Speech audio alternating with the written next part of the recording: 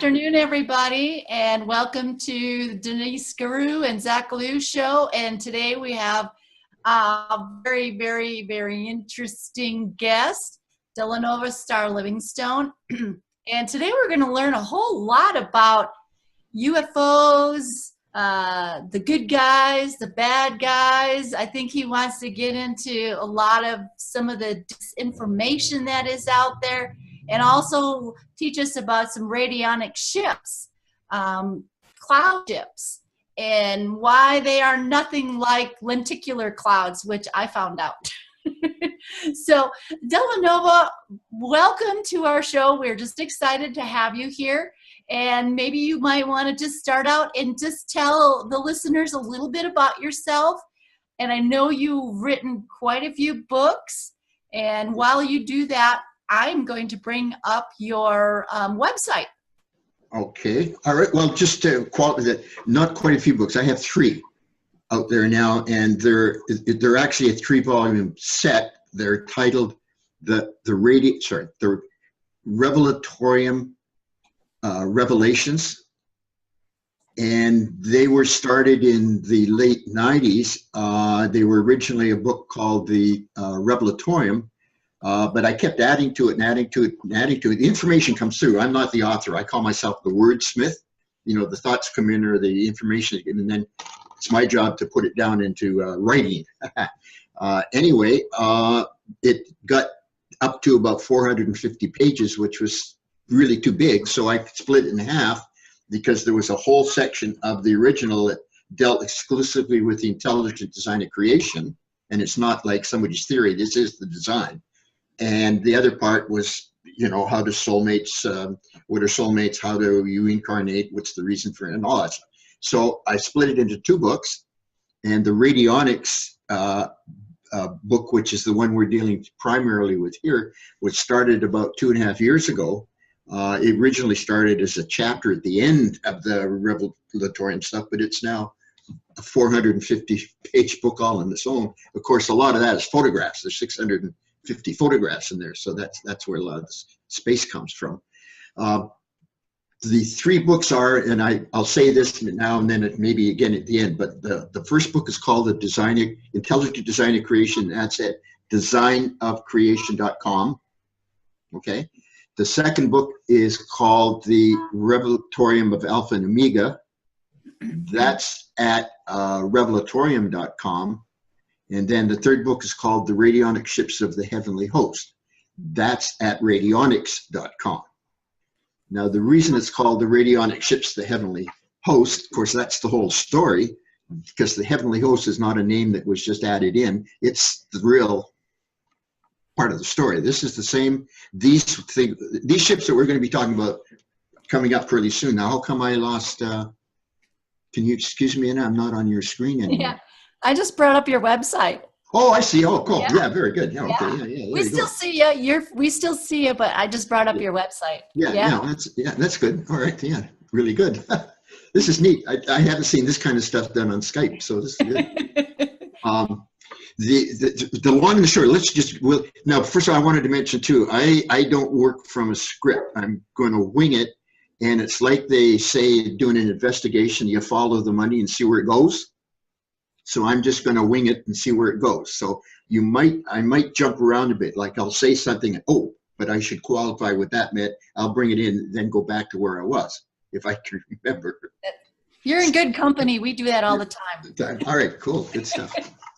The bottom line that we're dealing with here is that there are 2 types of UFOs out there that the public at this point yet doesn't know about. If this work is successful, everybody on the planet will know about. But specifically the UFOs that, no, I've had to readjust my camera. It just fell. Now, am I still okay for, I can't. There you go. I'm still good? Okay. There you go.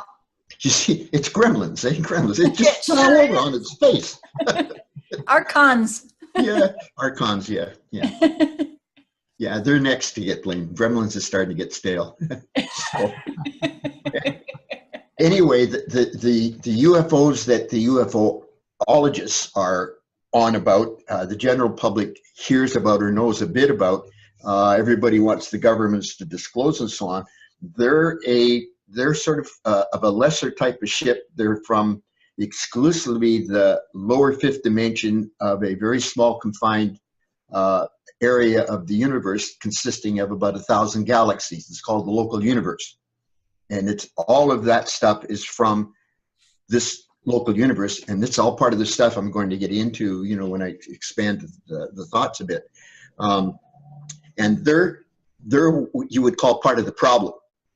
Now, part of the solution is the other side, which is the radionic ships of light, which are from the upper fifth dimension. They're from all over creation, and to qualify that, creation right now is over 900 trillion light years across. It's not 14 billion light. It's over 900 trillion. It's in its infancy, it's still in its diapers. It's just getting started. And that's a big part, too, of what's going on Earth right now, and it'll again be part of the stuff I'll get into in a minute. So that whole other side of the coin is part of a huge interdimensional, intergalactic cleanup that's going on right now of this small local universe, which is called Armageddon. Armageddon isn't guys fighting with swords on the side of Mount Arafat or wherever they say it's going to be. You know, it's an interdimensional cleanup of the remnant, and I mean remnant. We're in the cleanup in the aftermath of the Luciferian Rebellion, and that's going to be a big part of the discussion, because the whole thing that's going on now is because of that rebellion. We're in the cleanup in the aftermath, and we're all here for that cleanup. The cleanup is going through 1,000 galaxies, but Earth is the beta test where the first cleanup is taking place, so that what works here gets moved on to the other planets to get cleaned up. There's 2,500 planets like Earth with a third dimension, okay? And the third dimension, evolution in the third dimension doesn't exist elsewhere in creation. The fifth dimension is the bottom line. But there was an anomalous effect here. The Luciferian Rebellion brought evolution down into the third dimension, thinking at the time originally, this is 5 billion years ago, by the way, it's not yesterday, that they were going to benefit creation. Well, of course, they were told not to proceed because things were coming into the picture down the road that whole move they were going to make would interfere with. And we're now looking at that time when the interferences would have occurred, because there's a huge change going on in the universe right now, and we're right smack dab in the middle of it. See? So told not to proceed. The fall of pride was, they said, well, this is too good an idea to just let go, because we really do think it's going to be a real big. So they went ahead anyway and caused some problems. Okay. If you have questions, by the way, just, you know, because I can see a puzzle there, or just let me carry on, it doesn't matter. But the long and the short of it is the rebellion ran for 5 billion years. It let run its own course. Now, that's the way usually things are done. What happened in this case is that 2,000 years ago, now again, I'm going to jump in with this, and you need to read the Revelatory of Alpha and Omega to see what the whole picture was. But Christ on the Mount, who was the creator, son, daughter of this whole local universe, put an end to the rebellion. The statement in the Bible, I think it's a simple one. It says, Satan, get thee behind me. But that was an edict that went out to 1,000 galaxies. And that was it. It was the official end. We're now, as I say, in the cleanup in the aftermath. And the reason why everything's happening on Earth right now is because the energies here have never, ever existed like they are on Earth right now, you know, for evolvement of consciousness or expansion of consciousness. It's never going to be this high again for maybe 1 million years down the road on some of the other planets. So here's the focal point. This is the nexus. Because Earth right now is going, you know, most people know we've come out of Pisces. We've now gone into Aquarius. What they don't know is that Pisces was a 2,000-year period, because dispensations, they're called dispensations, are 2,000-year periods. I'm going to be doing a lot more teaching than telling, okay? This is teaching. All right. So dispensations are 2,000-year periods. They're called dispensations because a new energy is released into the planet for its involvement. We've now just come into Aquarius, so based on that, we're going to be going through 2,000 years of Aquarius. When that's done, then we'll be going into Capricorn. The reason the astrology symbol of Pisces is a fish in both directions It's because the sun signs, which are 12 specific astrophysical frequencies, move around clockwise, and the dispensation, which are the same astrophysical frequencies only over a 2,000-year period instead of 1 month, go in a counterclockwise direction. Like we were in Aries before, now we're in Pisces, now we're going into Aquarius, and then into Capricorn. The thing is that 3.5 million years ago, life exists in the bottom line is the fifth dimension, as I said. 3.5 billion years ago, Earth planets don't generate out of themselves a population. Like everybody thinks that, and they think this is what these UFOs are here to do, and a lot of them think that's what they're here to help with. The planets don't generate out of the ocean or out of whatever, and that advances and then eventually reaches a point of consciousness, then expands in consciousness. Now they're ready to make the big step, which is to join the galactic community. 3.5 million, all of the populations are in the fifth dimension. Earth has had 12 root races. They're called root races. An evolution in the fifth dimension is put on the planet to go through stages of consciousness expansion, which in all cases is step by step learning what Christ is all about. Christ consciousness is the entirety of what everything is about. And the evolutionary side of creation, which are called the ascendancy, start in the bottom of the fifth dimension and go through numerous incarnations on different planets, different environments, always in the fifth as a root race, learning a bit more step by step by step. When that whole process is done, then that whole root race is moved up into the seventh, where they start learning how to put it into practice. When they finish that whole evolutionary training, step by step, then they're moved back up into the inner creation at the ninth dimension on up into paradise, where they end up at the feet of the creators, and they become trinitized as triune celestial beings, like the descendancy of which you and I and everybody that's listening to the show are part of, who are already Christ the triune beings. Now, when the planet went into default by the evolution going into the third through this Luciferian stuff, volunteers from all over creation volunteered to come here to help stabilize things, keep it going. And we've now reached the point of, after 3.5 million years, we've reached the point of no return.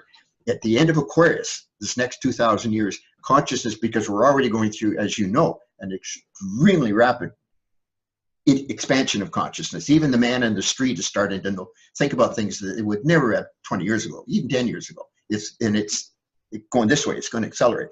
At the end of 2,000 years from now, the whole third dimension is removed from the planet, and the incarnation starts back again in the fifth where it belongs. Those that haven't made enough of a advancement in consciousness over those 2,000 years will be divested to one of the other 2,500 planets and start it there until they finally wake up. And they might incarnate. Yep. Ashayana Dean, she writes some of this stuff too. She wrote the Voyager books, and she says that this Earth, this 3D Earth, only has like 200 to 250 years left. Oh, she's right. She's right. She's right.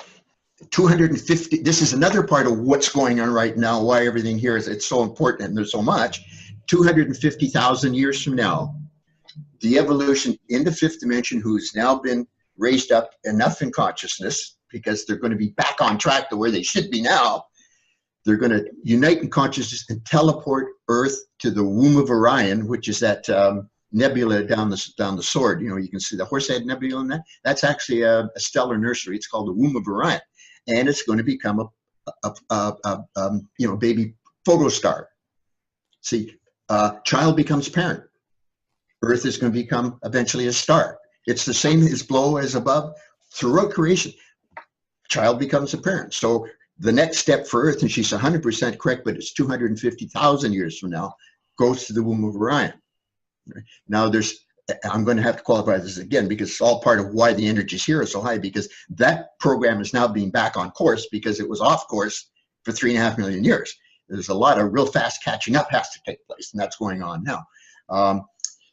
But after Earth has evolved into a star, then it will, like when stars supernova and so on, and they became neutron stars and other, these really like one 1 teaspoon weighs 100,000 tons, you know, that kind of stuff.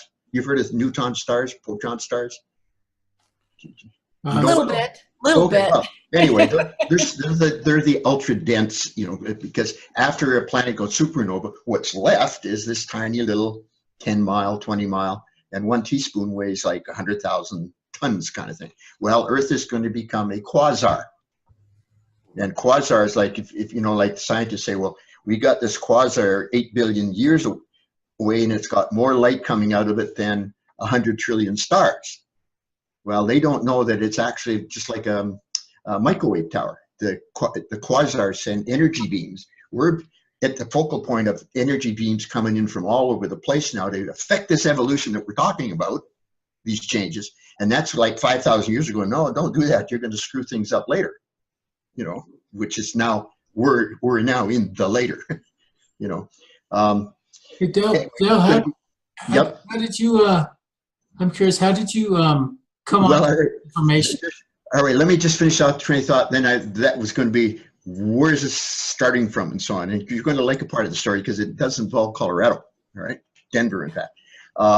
And then, so then it's going to become a quasar, and it's going to pipe energy from this local super universe into the new super universe that's already starting up now in the first point of it's going to be in Andromeda, you know, the galaxy Andromeda, which is a half matter, half antimatter creation ready to start accepting an evolution. Earth was this training sphere where the soul atoms to go into the new, migrate into the new creation, were being trained. So again, that's why this is not your ordinary meat and potatoes place. This is a big outfit going on here, all right? So back to now, all of this kind of stuff, this is all revelatorium stuff. You know, if you go and start reading I've got the chapters, I call them stargrams. All 3 books, all of the chapters of all of the 3 books are down the right-hand side of every page in every book. So it doesn't matter where you are, which you're reading, if you can jump and so. Starting in, it was actually literally October 10th of 1962. You know, all of the stages of the Mayan calendar talked about all of the changes or levels that were coming through up until the end of 2012. I keep trying to find you behind my camera. anyway, the changes that the Mayan calendar, there was actually 49 specific octave or level changes that took place from the beginning.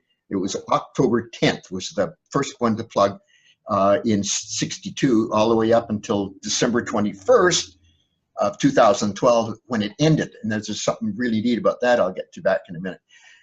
Anyway, almost immediately in the heels of that, hippies started to show up out of nowhere. And hippies differed from what was called the last generation, which were their parents, in that they were aware of consciousness. Like there you sit, you're aware of consciousness. Your parents weren't. And what's going on now after 2012, there's another penultimate step going to be, it's already starting to take place, and that's to become facility in the use of consciousness. Everybody's aware of consciousness. The next step now is to become able to use consciousness. And everybody's starting to get into that. I can tell by the look in your face, you're already well aware of that. The use of consciousness and positive for humanity. See? So that's the steps, okay? Now, in my case, in 62, at that point, I was a university student. I was a football player. I was a rugby player. I talked about sports, you know. Anyway, by 65, my hair had started going long. I was wearing a t-shirt. The hippie community had budgeted. Vancouver, British Columbia, which is where most of this started, had the second largest hippie community in the world outside of San Francisco. They were joined at the hip. People were going down there, people that were coming up.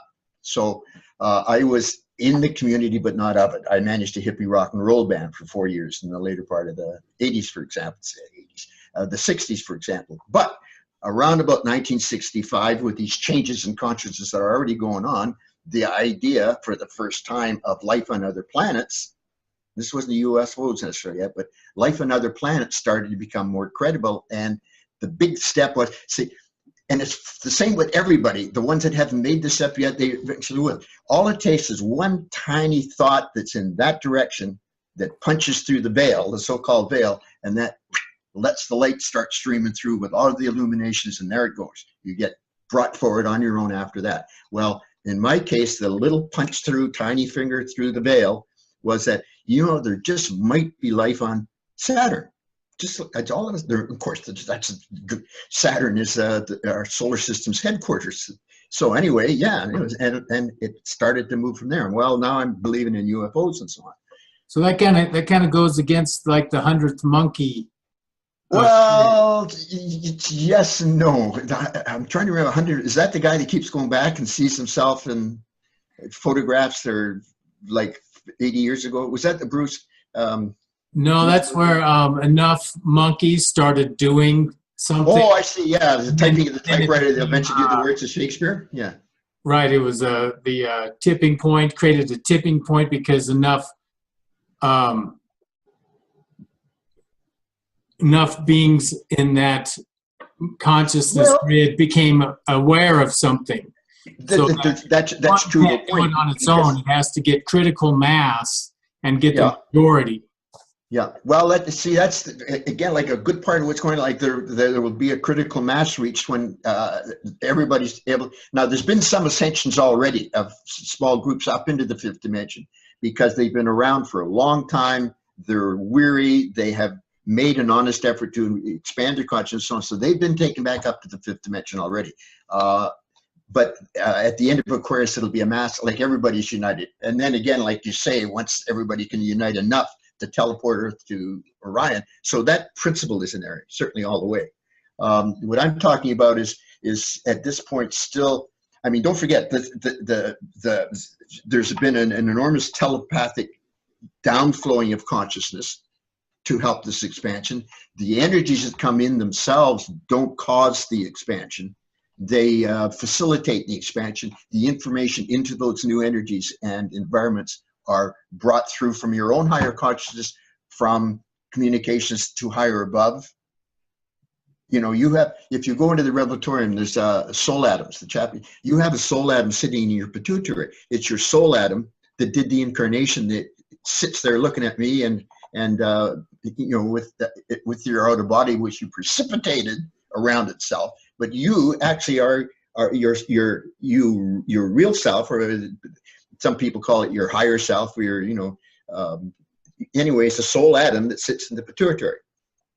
And it's always communicating down into the outer consciousness, which most of the time could be asleep, or they'll get intuitions or feeling, respond on it, or you understand it, or move with it, or not. With some, it could be 50 years before some people start to find the real what's going on. A lot of it happens at night. Lucid dreaming is 90% of the time you're being taught something, you're being shown something, or you're being asked to do something. And the trick is, I get a lot of my information. Yeah, exactly. In between waking and still asleep. Yeah, I get a lot of information. Yeah, I know. Yeah. A lot of the revelatory and a good part. Well, here's a quick question. Here's a quick thing about the radionic ships.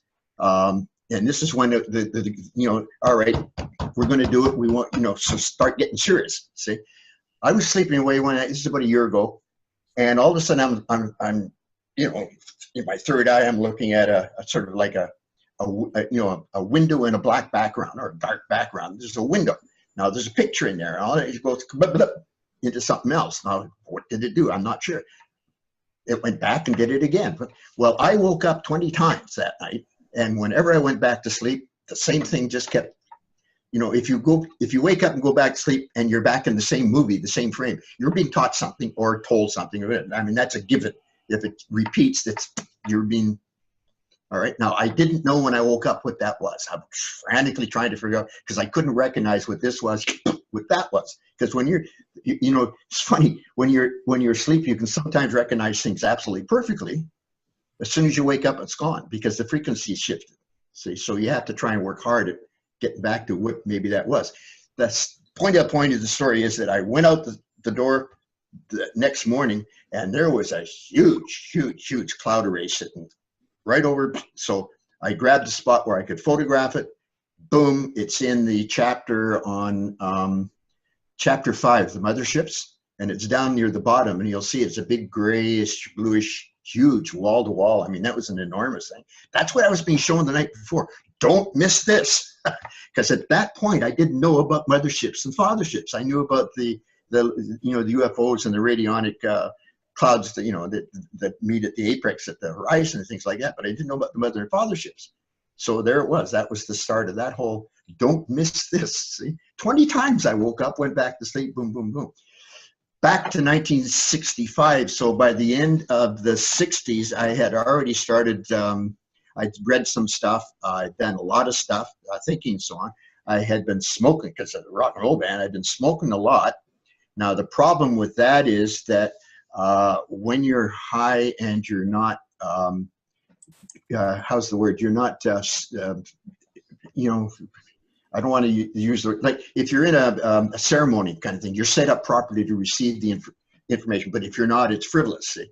Well, pot just frivolously used just leaves the door wide open for the it's called mentalized illusion. Psychic, it comes in and whoa, you have fantastic illuminations that are all just illusionary. You can't tell the difference between the real stuff and the good stuff. Okay, so at this point, so in February, Valentine's Day of 1970, I toked up, and then I won't go into the long details. We got better things to talk about in a minute. But anyway, the long and short is, when I woke up and I said, whoa, that was way too real. It's just been a trip out, and I stopped smoking. At that point, I haven't smoked since.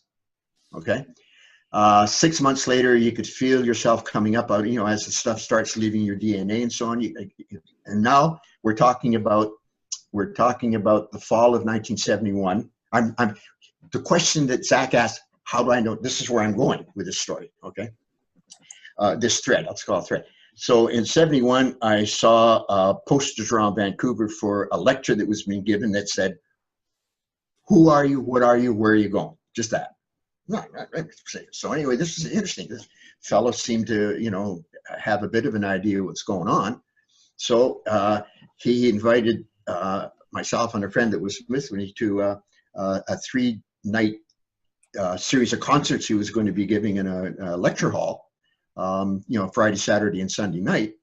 And came in and sat down. The very first thing he put up on the blackboard was, we're now in the aftermath, and the cleanup in the aftermath of Luciferian Rebellion. And I went, right, because for 3 years before, towards the end of the 60s, I had started becoming absorbed with the Luciferian Rebellion. What went on? Now, I had a bit of the story, okay?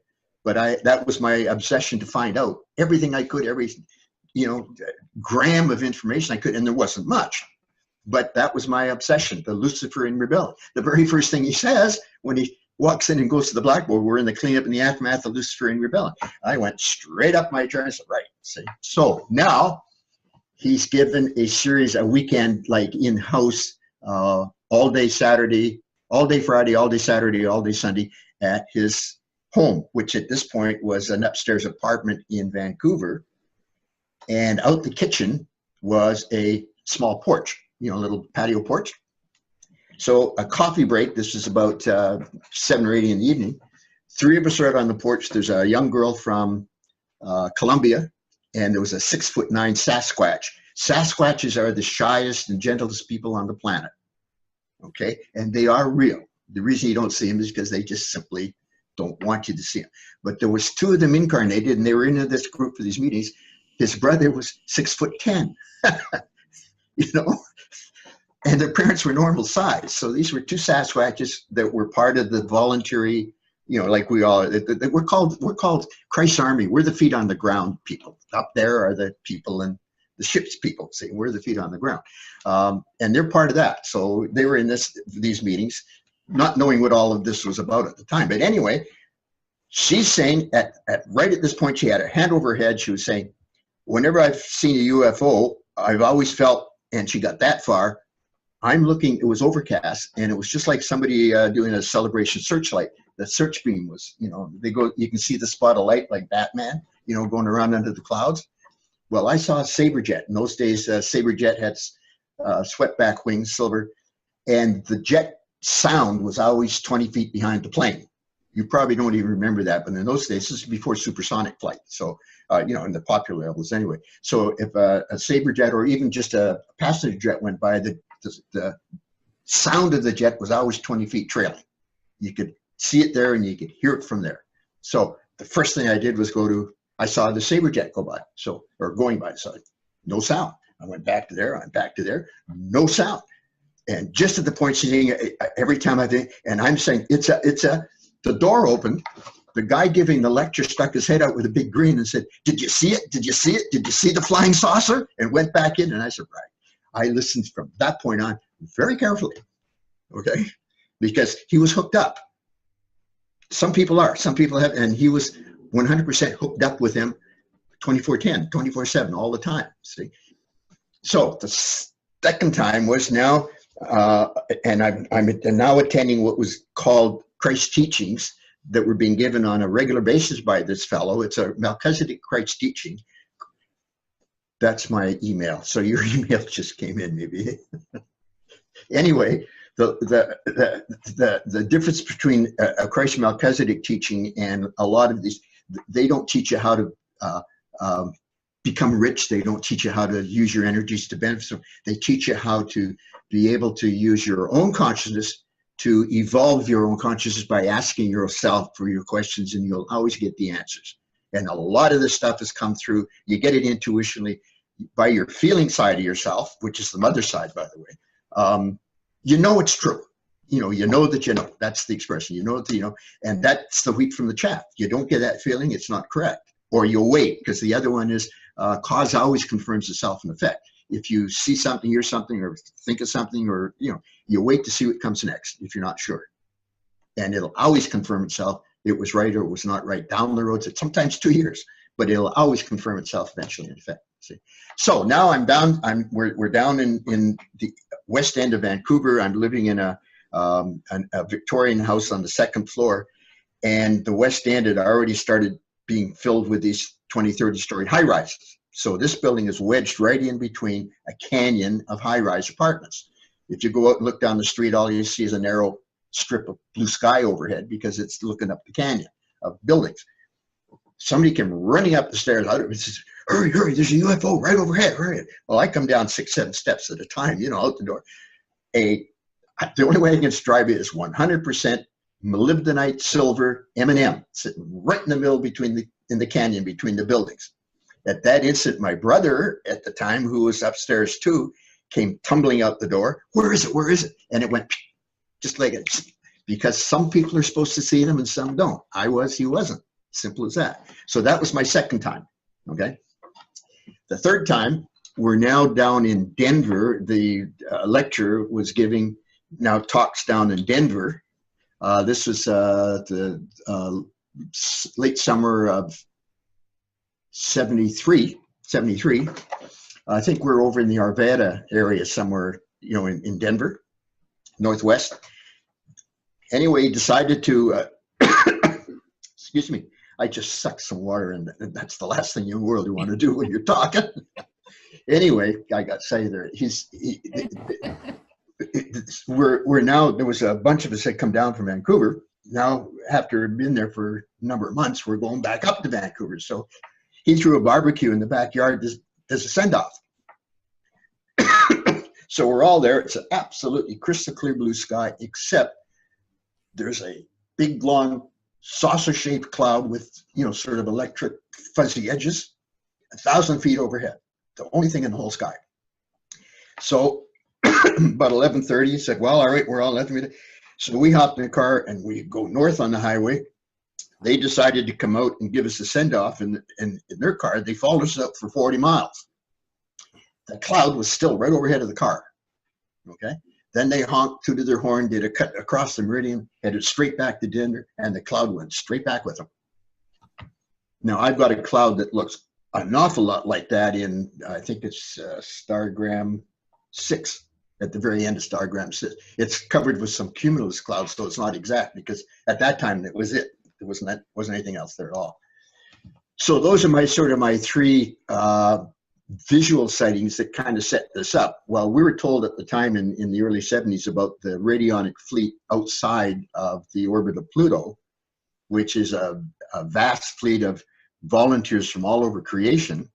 They're in the fifth dimension, and they teleport into Earth all over the place all of the time. Well, that was about the extent of it, okay?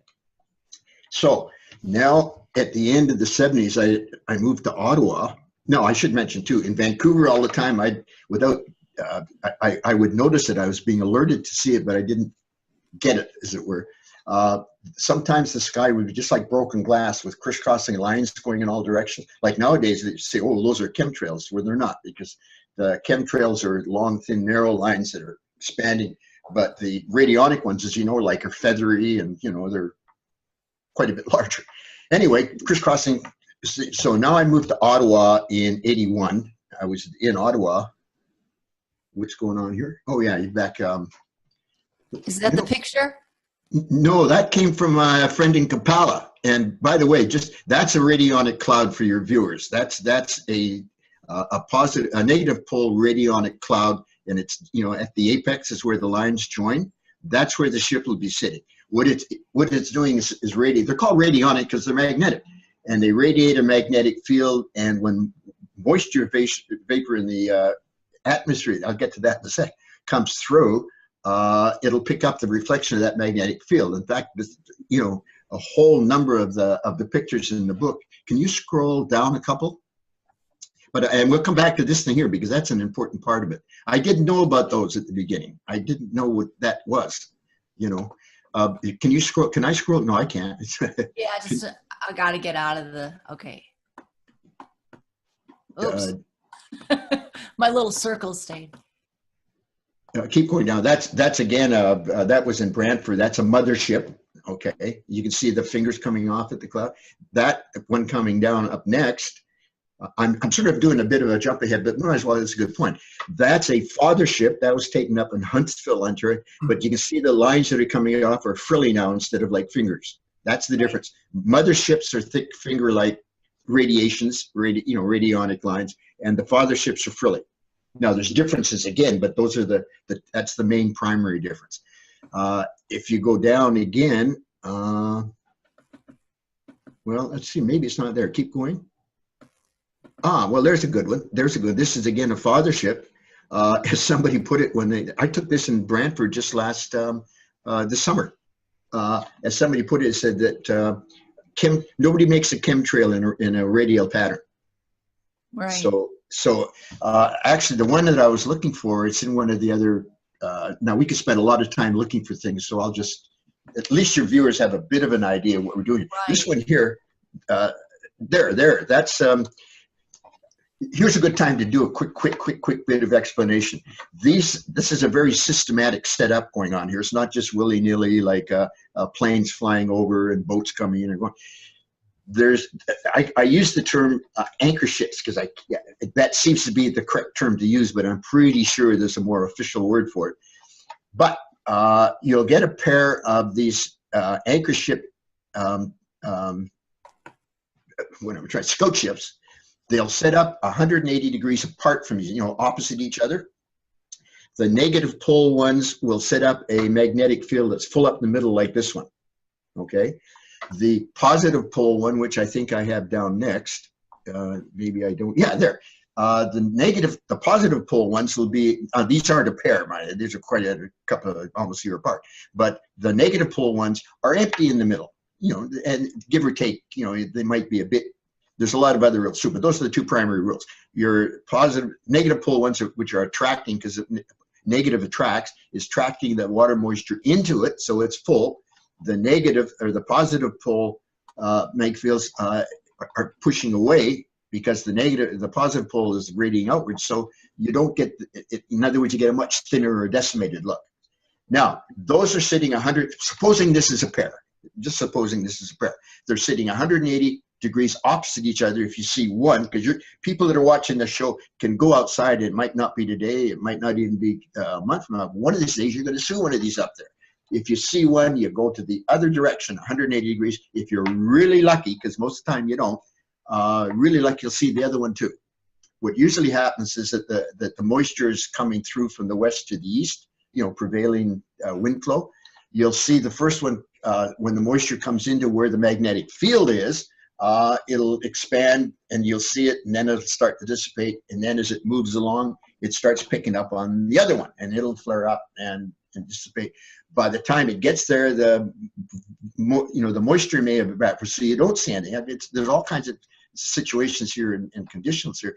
Most of the time, you don't see the two at the same time. Chapter 4 in the radionics website is all about pairs.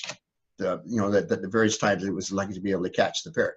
So what happens is that if you follow the lines that are going off to the left, all the way around to the other one, they'll come in the one at the other end. It's a magnetic field. They're setting up an electromagnetic environment overhead, and then the mother and father ships, and I call them the mobile scout ships and so on, move around under magnetic thought inside that environment. Now, these could be 15 or 20 miles apart, left pole. They could be hundreds of miles apart. Some of these overhead environments could be huge.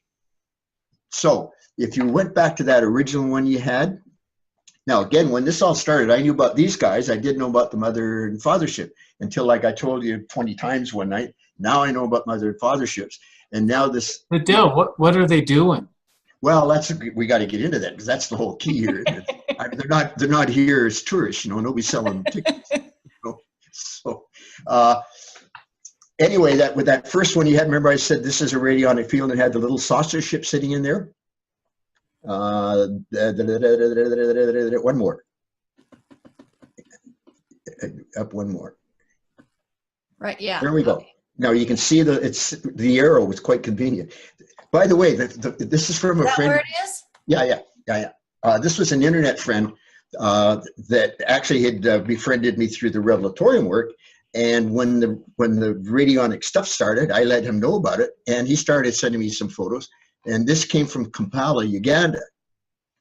Now, I call them mobile scout ships. So these are the small guys that run around. They don't radiate a magnetic field. They are magnetic, but what they do is almost literally molecule by molecule precipitate an image of themselves in the water vapor. So you actually see a moisture version. This is a water moisture version of the ship. The ship is there, but you don't see it. What you do see is I call them condensates. What you see is a condensation image of it in the third dimension in the water vapor. And that's how most of these ships are you see. Now, here's the thing. See, once I picked up on that, back through, I had maybe 60 or 70 photos by that time that I take myself. And some of them you have to expand a lot. But there they are. Some of them, I opened them up, and there was 4 or 5 of these things sitting there. You don't see them. You absolutely don't. He wouldn't have seen that when he saw that original photograph, when he took it. When he opened the photograph, maybe he saw it. But most of them, you have to expand them, quite a bit, because this is quite an expanded photo. And there they are. They're showing up all over the place. So that's the rule for you guys that are listening to this. If you do take a photo, blow it up and see what you got, because the chances are really, really good that there'll be a whole pile. I got a photograph I took up. This would be April of 2 years ago, and clouds. There were more of this type of cloud. There were mother and father ships up there.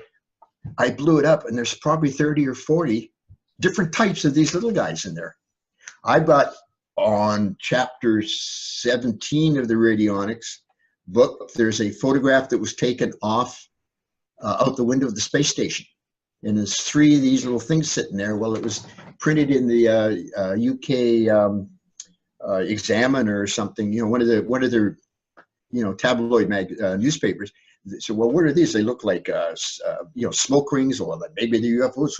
Nobody knows what they are. Well, I know exactly where they are, because I took a photograph out the back door of the house in exactly 2 years before September of 2016. And there was a pair of them sitting right there, barefaced, after you recognized it and blew it up, sitting right there, identical to the 3 that are sitting off the space station.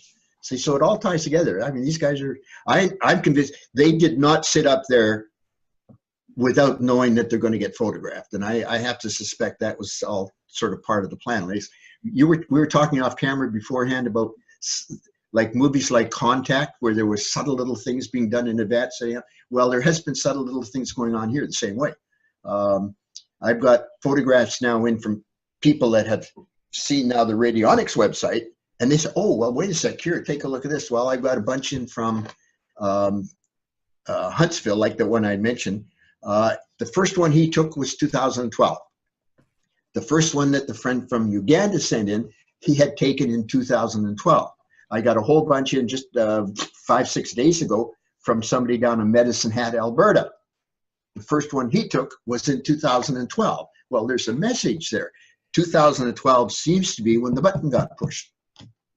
See, and what was happening in their case, it was like I was saying, the intuition, they had no idea what these were. They just knew these are not normal clouds. Intuitionally, they're saying, take a look, photograph. Now there will be a time when you come to know what it is. And now's the time, because... Well, you talk about, that's a great place to jump in. You talk about know what it is. Yeah. So I've got to say, you know, we talk about disclosure. Well, all right. I've done a fairly good part. The first part of it. Let me telling finish. you how I saw these things. I want to get that out of the way. So let me finish. Sure. So, you know, we talk about disclosure, but to me, that's disguised like a cloud. And so they're not revealing who they are and what they are doing. No. So who are they and what they're doing? Well, all right, we're going to go straight into what they're doing. But your idea that they are disguising themselves as clouds is half true. The fact is, just being there, there's already a cloud. There's no disguising going on. That's these main ones that we've been seeing. But these type of things, a lot of these photographs, I told you, if you expand them, looking around, well, these little small condensate, they sit in the edge of the cumulus clouds. You don't. It looks like a rat's, if you look at a cloud, it looks like a rat's chewed all around the edge of it. If you blow that up, you see it's filled with these little, so they are actually to a point hiding in the clouds.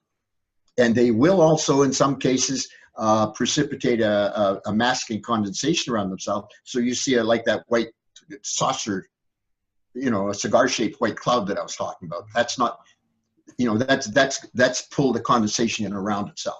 You know, so they do hide themselves to point. But see, these radionic ships have been in front of mankind, hiding in the barefaced sun for thousands of years. All of the references throughout the Bible, if you do a Google search for clouds in the Bible, you come up with 15 or 20 different references. This is what they're talking about. You know, they're not talking about clouds like little puffy things with an angel and behind playing a harp. They're talking about these radionic ships. Moses was led by a cloud, a vertical cloud actually, in front, showing them which way to go during the day, and by a pillar of light at night. Now, in Stargram 15, I think it is, there's an example of a radionic ship magnetic field in front, and also, I came off the internet, mind you, but there's a pillar of light at night. But, what's you know, that, like... Denise? Pardon me? What's that? Denise brought up a picture. No, this was a picture I sent Delannovah, and this was on the day of the eclipse. And this was one of these things where, I felt like I had to go outside and take pictures for some reason. I wasn't really sure. And so I went out, and it was this really strange. Well, I don't think that's a radionic ship. I've seen these twice, and the ones that I've seen would start on the left and move pretty fast, like not like ship speed or anything, but they'd move pretty fast from left to right. You see the difference? The radionic fields are like a magnetic field that you see in a magnet. You got lines this way, then straight up, and then over on the other side, they're going hard to the left. This is sort of all kind of like, this is ionization. So there's probably radionic influences in the area, but the two that I saw do this within about half a day after both times, it started to rain heavy for about 2 or 3 days after. Now, I'm not sure why or when or what, but, and of course, these are going back quite, 15 years, I guess, maybe 20 years. But you did have another one. You showed me another one, the one that's the vertical photo, because that is a radionic cloud. If you want to bring that one up. Well, she pulls that up, Del. So yeah, Maybe this But one? I would like to address, so what are they doing and who are they? well, here's They didn't contact me to ask if they could come. So how do I know who No. they are? No, and that's interesting you said that, because we call them tin pots, just for, and there's 1,000 when Christ shut down the Luciferian Rebellion 2,000 years ago. There was about 1,000 of these lesser frequency UFOs in Earth's area. Now they're out of these planets that were already part of the Luciferian action in the third dimension. So on, they were modified versions of the ordinary original radionic ships that can come down into the third dimension. You'll see those flying around in the third. The radionic ships you never see in the third. Even the silver ship that I was told you was a projection of their frequency down so I could see it, but there wasn't actually a ship there. It was still in a higher dimension, but they dropped their frequency enough for me to see it. But the tin pots, we call them tin pots, they do come down into the third dimension. Right now, there are ships from all over around these planets of this local universe that were involved, and some of them are here bad guys. Like if they say they're here to try and take over, they're here to whatever. There are others that came here with the best of intentions, like from the Pleiades is a good example. Some from Antares, I think Lyra is another one. With the best of intention. Mankind is ready now to evolve to the next step. We're going to help them do it because they don't understand the original picture that got replaced by the... Who? You said we're going to help them do it. Who's we? Well, these are the people that have come in the UFOs from Pleiades and so on, the good so-called good guys, right?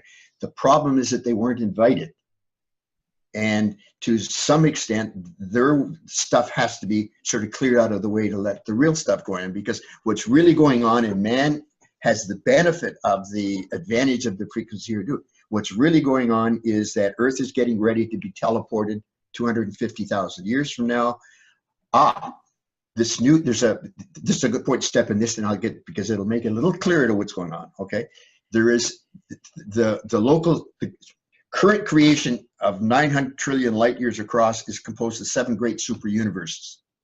Okay, they're all created on the male side of frequency. There's male and female on the male side, and there is now going to be a 8th super universe. It's in a bifurcation point off this one.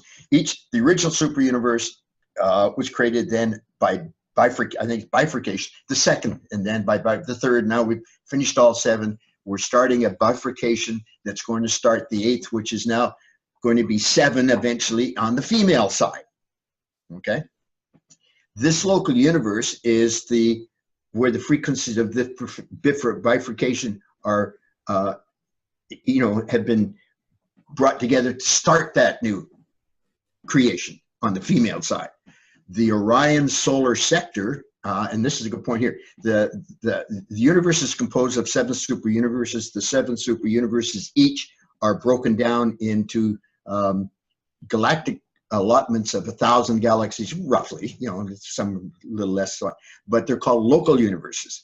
Each local universe itself is allotted, down in each galaxy in what are called local solar sectors. Each solar sector has 1,000 solar systems. Okay, we are part of the Orion solar sector. Orion is our headquarters, or the Earth's headquarters. So the local universe was the stage, or the bifurcation point of the start of the new creation, which is now underway, just starting.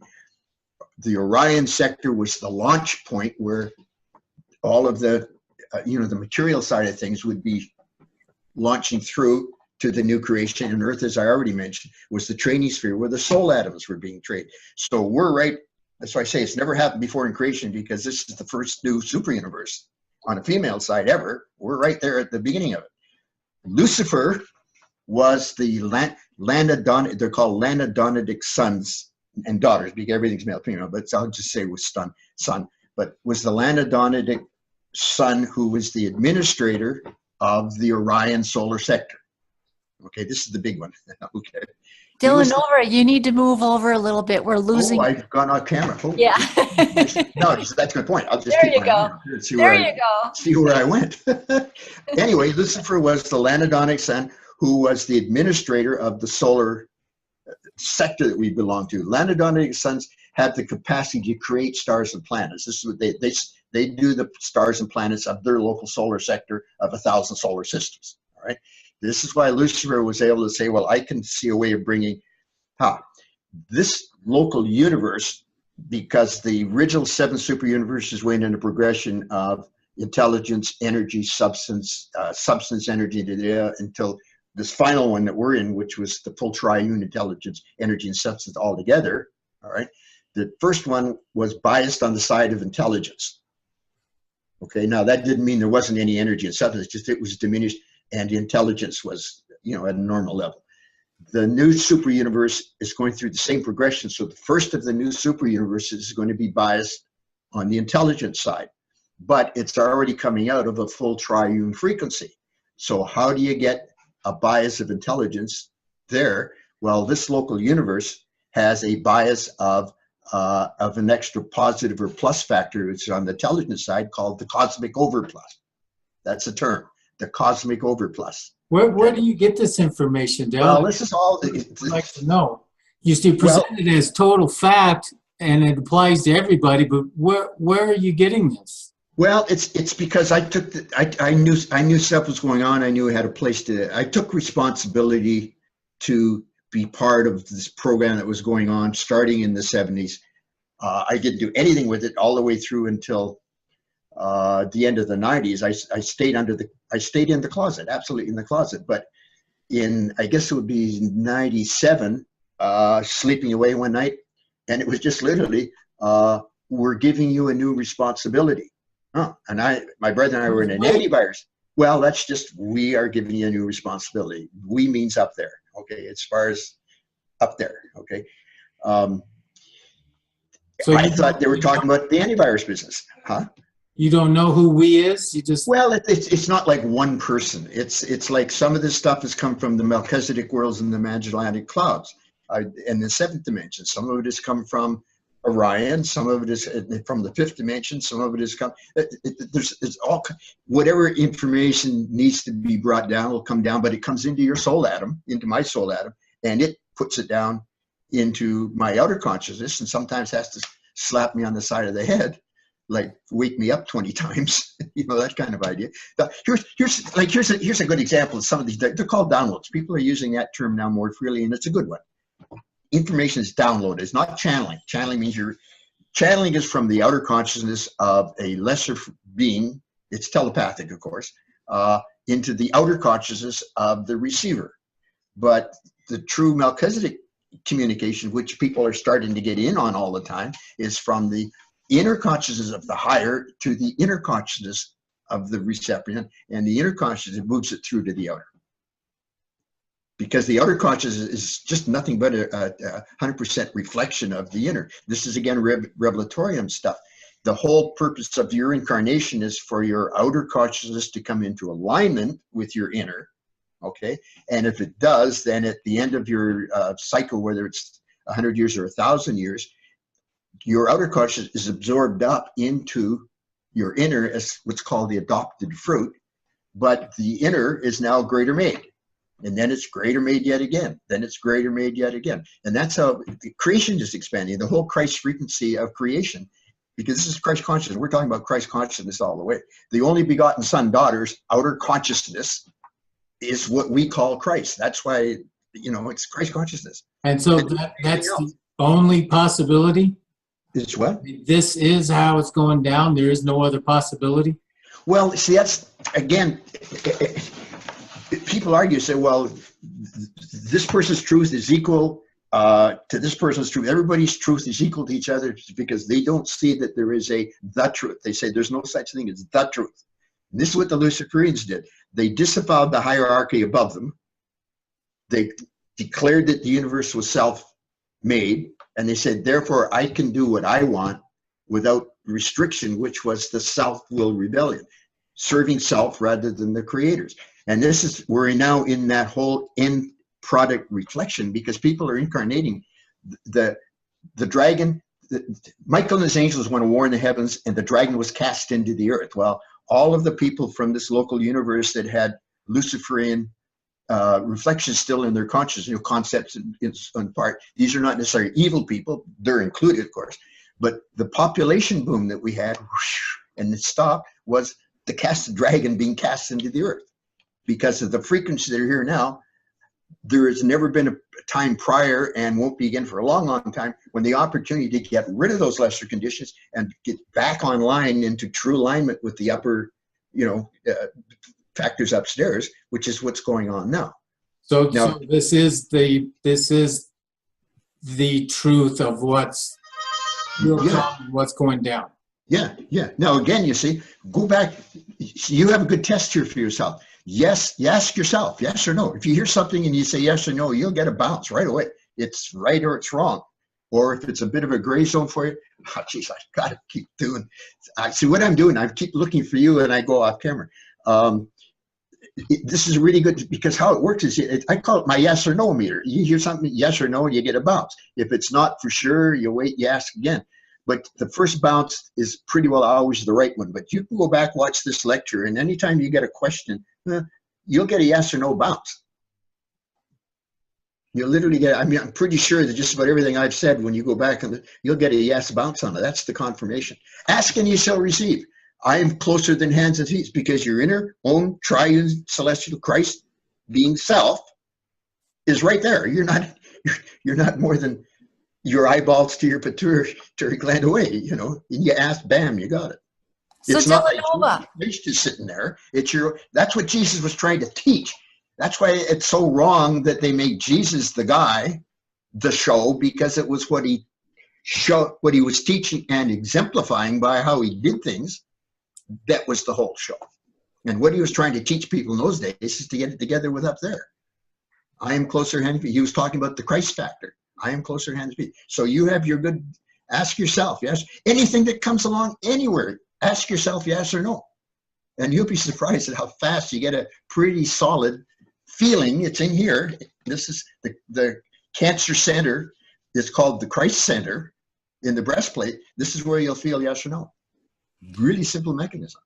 So what do you think is some of the biggest disinformation that is out there right now? Well, the biggest of all is the religions, because they took the whole element of you being your own, truth, as it were, and said, we're going to do it for you. Or take Jesus into your heart and everything will be done. Well, the last thing in the universe that Christ is going to do is take care of your garbage for you, because you caused it.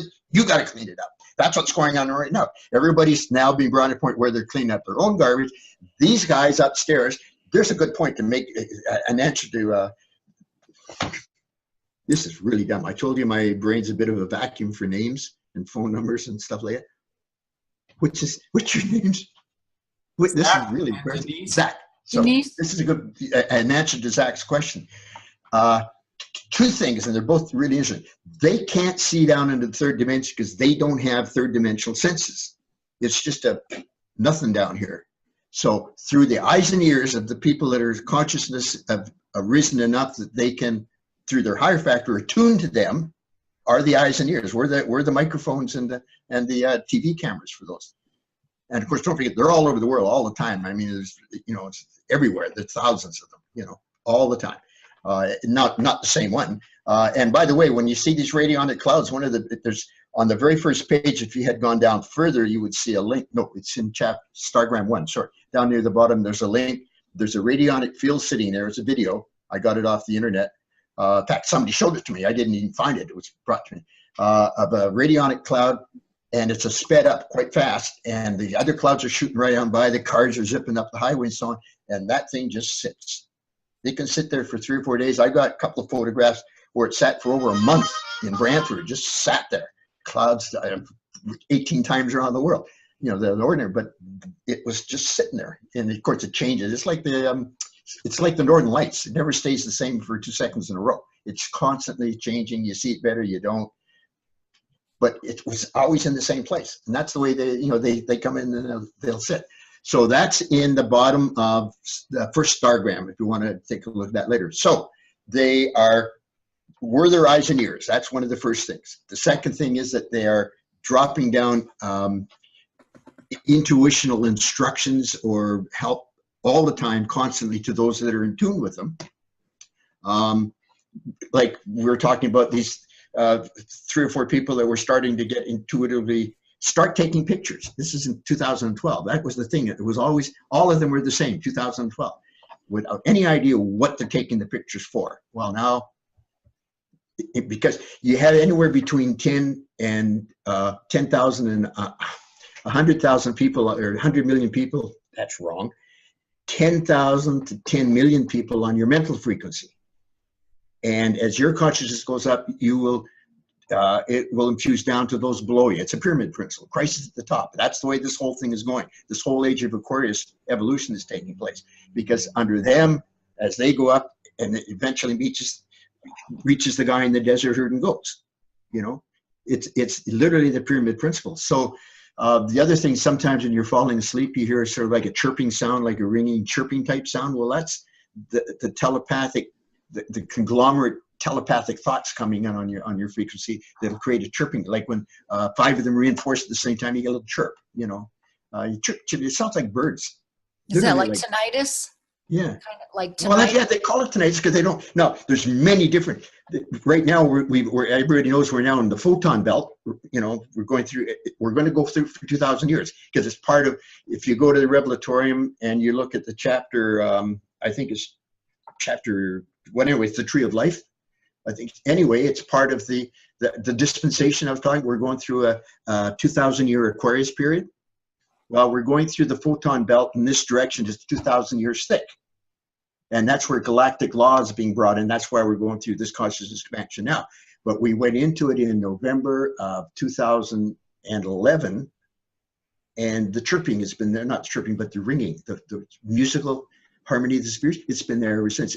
Everybody's that's tuned up that way. I mean, it doesn't go away. It's a little louder, it's a little less, it's a little louder, but it never goes away. And they do call that tinnitus because they don't know what it is. They think it's a medical or a biological disorder.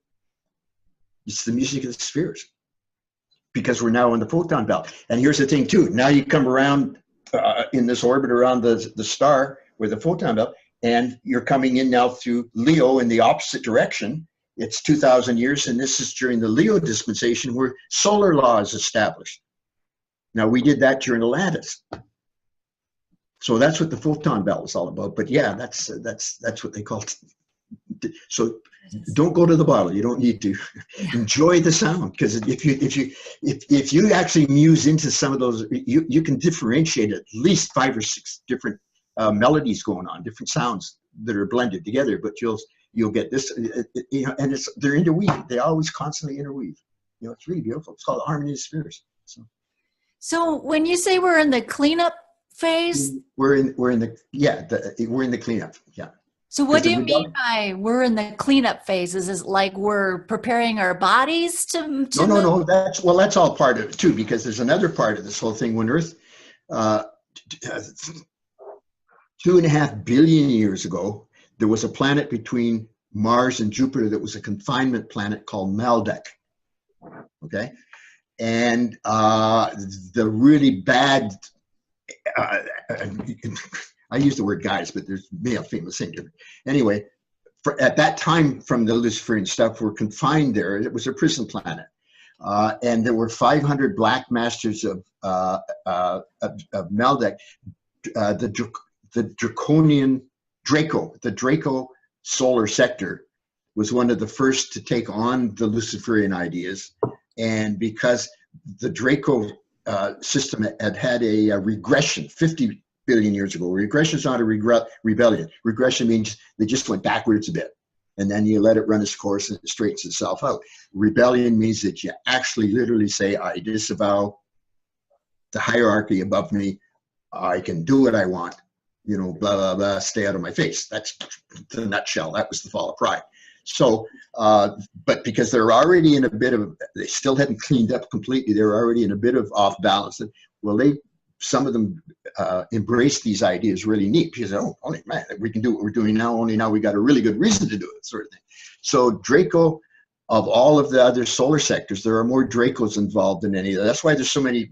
Everybody says, well, 70–80% of the, except the Asians, which are the root race, the Adamics, are draconian, and make it sound bad, but it's like a prison, you know, down here in Denver area, there's a prison. There's a couple of thousand people. You don't want to go there. You don't want to talk, you know, but the rest of the population is just fine. Well, Draco's the same. Here's a small handful of criminal elements, and they're called the abomination, fallen angels are in there. Any of the Landodonitic sons that can create stars and planets that went with rebellion, because they were creating stars and planets in their own little universe of their own making, so on. They're the ones that are now the demonic ones, and so on. You know, like because when they went down into the third dimension, some of them, they were instantly cut off from all of their higher ordained, because their upper soul Adam himself said, I'm not having anything to do with this. I'm not going to be piping through anything more for you. I'm just going to keep you breathing and keep you walking around. That's it. They were immediately cut off from all of their higher level, and they had no way back. And the worst of those, they went into psychosis, and the worst of those went into a state which is called demonic. That's where your demon elements and stuff. There's not that many of them when I say that, you know, in a few thousand and so on, and they're not nice guys. Just leave it at that. But they're, again, pipsqueaks. You know, they're pipsqueaks. You know, nuisances. But, you know, if you're one of the faces, you kind of wish you weren't, but nonetheless, it's not like you're not doomed, you know, that kind of idea. I hear the feline race isn't afraid of them. You get the feeling of what?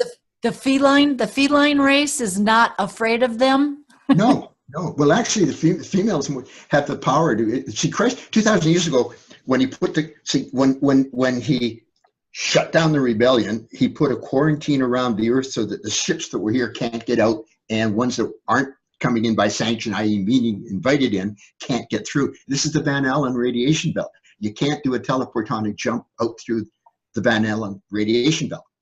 So there's that quarantine. There's a bigger one where the Earth is still under a galactic quarantine that was imposed 250,000 years ago. There was a point reached where there was this is again in the higher dimension, the fifth dimension, but a conflict of who was right, who was wrong. So a line was drawn on the sand, and those that were 100%, there's no gray zone when you're dealing with it's black and white. You are or you aren't.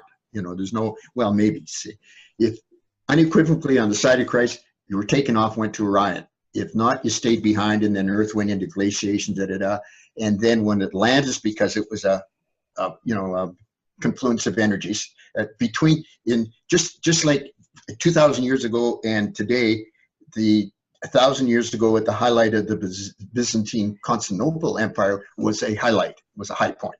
Well, between 25,000 years ago and now, Atlantis was halfway through, and that was a high point. So because of the energies then, the ones from Meldick seem, I didn't finish. So you've got the Black Masters now from the Draconians and so on, and they started to war with each other, and they were very adept in crystals, that kind of stuff. And Meldick was mostly Asgardian. You know, there's comic strips, Asgardian cultures and so on. Well, I don't know. You know, these are the guys that wear the belt. Well, the Meldick was an Asgardian culture in the fourth dimension, and that's why it's where that came from. But these guys started to war with each other, but the consciousness conditions were so abysmal that the actual atmosphere with N+ static, filled with N+ static, was explosive. And they threw lasers at each other, and they blew the planet. So the asteroid belt is the remnant of the outer. The Oort cloud way out past, is the water and air moistures that condensed into ice and so on. The big charge there on Mars, where the big chunks, boom, hit the big cuts where the fast straight through. Our moon was a loosened satellite from Meldick, and it was brought in because Earth got smacked with one or the other, and it dropped its frequency from 12-strand crystalline DNA down to 2-strand dross. See?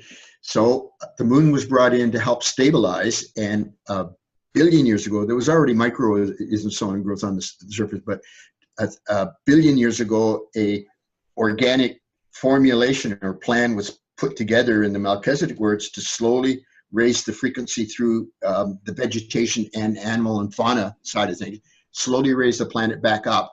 We're now almost 100% at that point. That's why the tectonic plates, because it has to do with the vegetation going down, down, down, and then it gets compressed, and then it gets heated, and then it becomes crystal, and so on, down at depth and so on.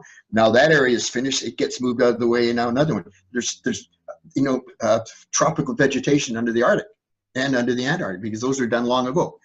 We're all but finished. 25,000 years from now, that's pretty well complete. We'll be back into 12-strand, and that asks Zach's question about, does this help clean up the DNA? Yeah. That's how it's there. See, now so back you to said 25,000 years from now. Well, how does that help me today? How does this information help the situation on Earth today, where people are suffering, and the money and the fraud and well, don't forget, those are all lesser. Those are all lesser effects. Those are all lesser effects. I mean, there's lots of them, and they're corrupt. Earth, there was 27,000 planets that actually had, out of the hundreds of trillions of planets in this universe. Does it help those things today? Yeah, it does. It does this way. There was 27,000 that had a Luciferian influence on them. There was 2,500 that actually got a third dimension. Okay, so the people that are on the planet now, like yourself, myself, and so on, it helps you this way. As your consciousness expands, your body goes with it. Your DNA is already being straightened up bit by bit as we speak. I've seen people that had like a really bad facial disfiguration, down one side, like a sort of almost like a stroke. 25 years old, almost like a stroke. One side is gone. 6-8 months later, it's gone, because the DNA is being straightened up. But it's your thought. If you're on the fence, Zach, you have to kind of ask yourself where your real loyalties are. Are you a Christ? I don't mean Christ Jesus is going to save you, take him into your heart. So I mean Christ consciousness is where it's at. I see real, true remedy for this planet I find myself on, and that doesn't seem to be taking place. Well, you're doing the right thing here. You're doing the right thing. How does it help relieve the situation here on Earth now? Well, today. Not 25,000 years from now, but right now.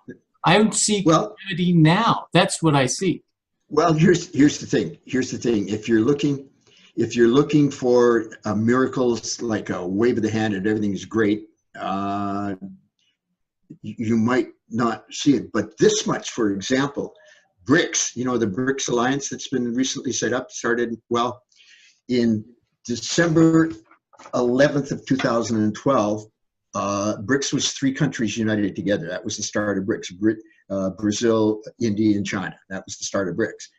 Well, Christ Michael engineered in the 5th dimension, 180 emissaries had gone out or went out and contacted all of the world political leaders, financial leaders, and so on, to propose a new economic and governmental alliance that would be for humanity and not for self. And everybody agreed to it except one, the Dalai Lama group. And this is not the guy that runs around with the white robes, the real Dalai Lama. Do you remember the boy guru out of Maharishi Ji? Came out of India in the late 60s into the 70s. He was 12 years old, quite a marvel. Well, that was the real Dalai Lama. But when he was about 4 or 5, his parents realized that he had a very high level of spiritual acuity, so they thought he was an incarnated guru, so they raised him as an incarnated guru, cut him off, finished him off. So he's lost to cause for this whole incarnation cycle. But anyway, he's now, he's now heading a spiritual path teaching group down in San Clemente, California, somewhere down there. But his group said no. All 180 others said that. And then within about 2 years, you're now looking at 188 BRIC alliance. So, and this is Christ Michael is what we knew as Jesus 2,000 years ago. But this is a Christ operation. So these things are going on behind the scenes. Who knows? But they're going on. If you see the good things going on, Trump is one of Christ's people, but his problem is to a point that he's a loose cannon. Putin is definitely 100% down and up in every way you want to put it. He's one of Christ's guys, and he always asks first, should I do this or not? Or should I do that? This is the yes or no stuff I'm telling you. He always asks first, so he doesn't just jump off half-bit. But no, the only people that see bad in Putin are the people that he's helping clear out of the way, taken out. Because if you look at it, I mean, Russia is now completely returned back to Christianity in a very positive look. And that Christianity itself is raising up. Because you asked before, or Denise had asked, what were the religion is one of the very, very worst, because it's kept man in a state of not evolving because they're being given enough to be satisfied with where they are. It's called the comfortable pew. Because if it wasn't for all of religions, you'd be working night and day trying to get your consciousness higher and higher in attunement with higher cause, which you're partially doing, because you wouldn't even be here if you weren't. You would not even be here if you weren't. So I know that much about you, just knowing that you're sitting here talking. See. So Delannovah, yeah. You said like we have 2,000 years to get our act together. And some will and some won't. Yeah, most will. But anyway. Yeah. So in the meantime, is there like different levels to reach? Well, we're going through. Yeah, you don't do it all at once. You go through levels. It's you know what, you know how quantum physics, some of the things work in like a quantum jump. All of a sudden, it's now at a higher energy state. Well, even if you went to school, all of a sudden. You had a whole new level of understanding of whatever it was you were being taught that you didn't have before. What it was a jump. Everything works in jumps. It's quantum jumps. So and the whole it's called the cosmic clock. All of creation, everything takes place in a frequency jump. Frequency jump. Tick tick tick tick tick tick. That's how all of creation is evolving in these tiny little quantum jumps all over the place. So yeah. So for some of us, we're going to see bigger changes before we're done with this lifetime.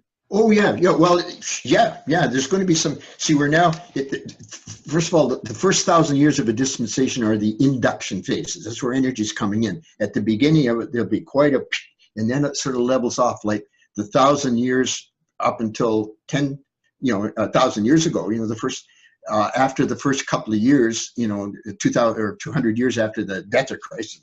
God. But nothing like that has ever happened in creation before. Nobody, a Christ but style is one of the greatest things that can ever happen to an evolution. Nothing like that's ever happened. I can get into that later, maybe in the next round here. But anyway, and then after that, it was really quiet. There's almost no history at all up until 1,000 years ago. Now, the last 1,000 years of every dispensation is the output or discharge, where the energies that have come in are now starting to be put into practice and manifesting output. Well, and the last 500 years of that is always the push. So 1,500 years ago, the golden age of Greece, and that era. See? And then 500 years ago, the beginning of the Renaissance and all of that kind of stuff up to now. 1,500 years from now, we'll see another push. But the point I was going to make at is up until about 2100, there'll be energy coming in. Then it's going to level right off for the next 900 years. It's going to kind of be very quiet, at least as far as big changes going on. There's always going to be changes going on, but the big stuff is we're in now at the big stuff. See, we're now 100% into the age of Aquarius. 2014 was when we finished the transition from Pisces into Aquarius. The transition started in '88. There was I don't know if you remember or not, there was a double core supernova in the Melchizedek worlds. Like it was a supernova, but there was two. And that was a really big release of information or of energy. And that was the starting up the transition into Aquarius. Now we're into Aquarius as of 2014. So does the sun play a part in any of this? Oh, yeah. As a matter of fact, the consciousness on the planet affects a lot of what's going on in the sun. You know what sunspots are and solar flares and stuff like that? If the consciousness is turbulent, you'll see all kinds of sunspots and flares. And see, that And I look at that because right now the sun is in a very nice, quiet, and that's telling me that the consciousness is accepting the energies on a very positive basis. I know what the story I thought I missed. We're 2,500 planets that are in the third dimension through the meddling or malpractice of the Luciferian stuff. We're in the bottom 10% of that 2,500, but we're at the top of that 10%.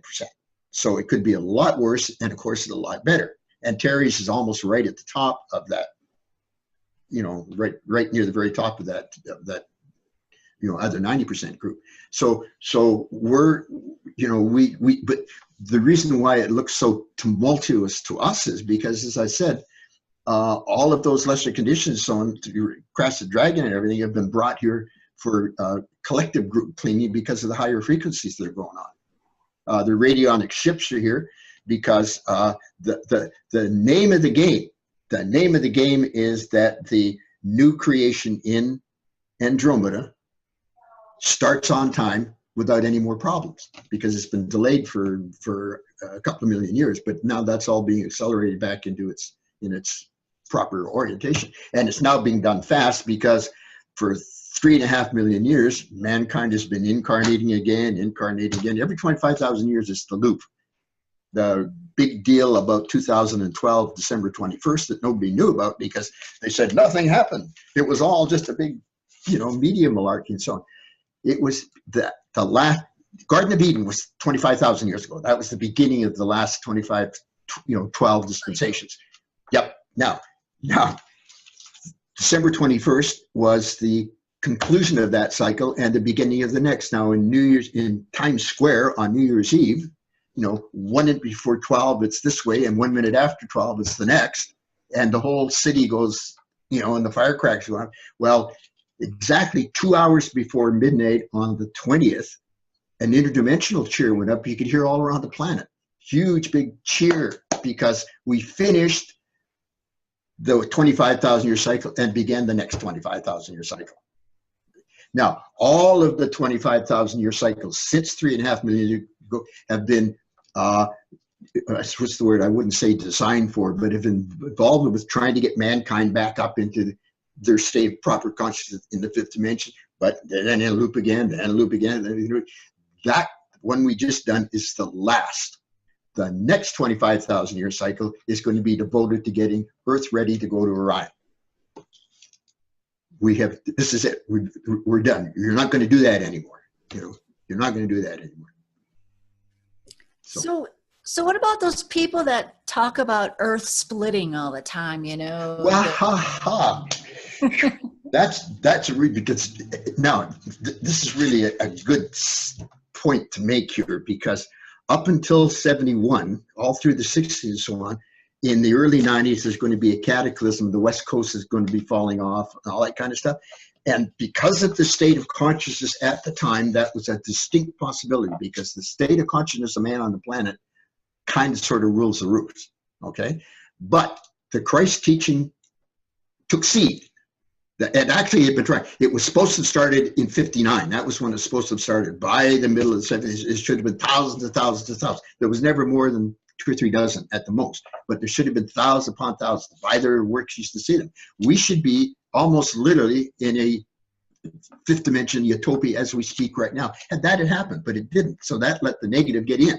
Okay. But in 71, a seed enough took place. It was said at the time, if 6 strong men and women will do the job, they should be able to hold the frequencies well enough that other, the 90, the big splits won't happen. Well, there was about 15 altogether.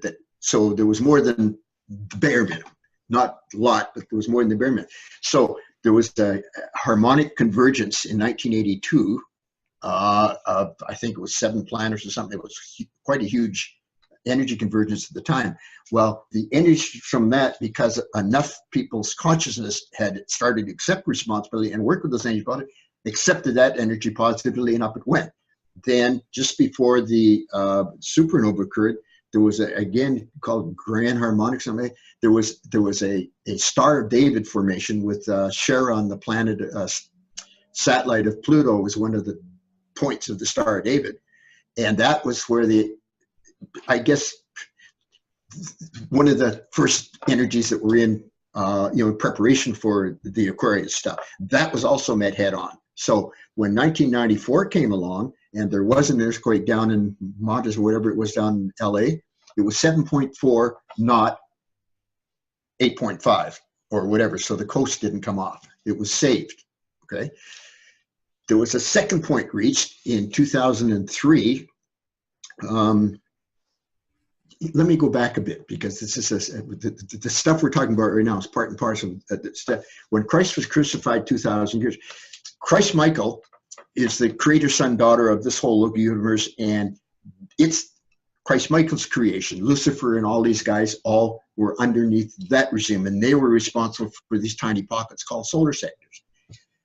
So every time an evolution on a planet has gone through enough stages of experiences and so on, they finish their fifth dimensional level of training, Christ being brought into an awareness of Christ, consciousness, what it's about. Then a Christ bestower, it's called a bestower, bestowing energies, will incarnate into their ranks for 1,000 years, teach them what it's all about, show them how it's done. Under normal circumstances, teacher son, paradisical teacher sons, and so on, will come down and do that. But on Earth, the creator son daughter out of the trillions of planets that have evolutions, root race evolutions. We're not, planets don't spawn an evolution out of the ocean. They're brought down and go through evolutionary training. Only one planet of that entire collection, the creator son daughter themselves, will do that bestowal as part of their own evolutionary experience. And Earth was where Christ Michael did his bestowal. But because Earth was in the third dimension at the time, he did the incarnation in the third dimension instead of the fifth. Now, the hope was at the time, because things weren't good, but the hope at the time was that at least a toehold, and that there was a toehold achieved. So that's why we're at least where we are now. Things could be an awful lot better. They could be an awful lot worse. But the crucifixion that happened, which was the draconian, well, it's not draconian, it's not good to blame them for everything, but the negative, black mass and all that influence was so strong that when they were in the Garden of Gethsemane, and everybody was queued up to hold their cool, because the idea was that Christ would step forth. He was a very homely person, beside the point. He was a very homely person, so the guards couldn't come up and say, there you are, we're going to take it. He would step forward to them, but the energies were moving through from him to them in a positive direction because of his positive movement. And it would expand through them to the population as a whole. And that was going to, hopefully break the negative hold that was coming in. But Peter got riled, even though he was told to stay, but he smit the guard's ear, and that broke the protection field around the Garden of Gethsemane. So they grabbed Jesus instead. The energies were in reverse, and Pontius Pilate could have exonerated him, which would have reversed, but he took a stand of neutrality. He said, I wash my hands, and so the crucifixion went ahead. Free will, no matter who it is, under what circumstances. That's why Lucifer was allowed to get going away with. Free will is never, never thwarted. It's never, free will is there's three I guess you call it, energy is not quite right, but you have intelligence, you have substance, and you have energy. Those are your three. There's nothing else in creation. Think about it. That's all there is: intelligence, energy, and substance. But intelligence is tied to will, substance is tied to desire, and energy is tied to action. So when you have will, desire, and action, something gets done. Now, in order for there to be this is what the whole chapter on the intelligent design and creation that deals at the chapter 1 about the beginning of the light, out of the light, darkness came to light, the only begotten Son. Why was there why were they there? Well, because if you have a balance of will and a balance of desire, then the proper animus is set up so that there's now the proper amount of action created, which is the only begotten son daughter side of things, in order for that plan to take place or that thing to take place. If you don't have a proper balance of will and desire, there isn't the right amount of energy, it doesn't work. So if you have to do things by decree rather than by choice, you don't have the desire element. So at the very beginning of creation, at the very beginning, at the very topmost level of the hierarchy, at the highest beings in all of creation, have free will, because will and desire, there's your action, there's your energy. See, it's as simple as that. So what's going on down here is that because Lucifer denied that will and desire formula, and they misused the overplus energies instead of the proper energy actions, and that's caused all this mess, which we're now just in the final phases, by the way. We're not starting Armageddon. We're well into it. It's almost cleaned up. It looks real bad to us, because if you're in the bottom of a dumpster and you didn't know there's anything else around, it would look pretty bad, even though the dumpster is only one tiny little thing out of the whole rest of the planet. That's a good way of looking at it. Yeah. We're at the bottom of the dumpster here. Well, that's a good place to stop.